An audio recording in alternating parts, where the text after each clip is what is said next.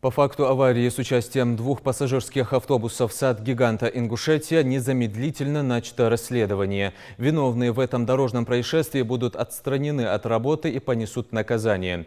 6 июня перевозившие сотрудников по территории «Сад-гиганта» автобусы столкнулись по неосторожности водителей, в результате чего пострадали 30 человек.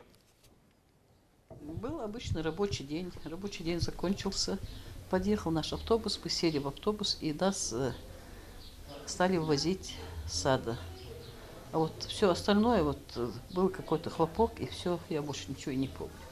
Мы были здесь уже. На место сразу же вызвали медиков. Пострадавших отправили в Сунжунскую районную больницу, где им была оказана медицинская помощь.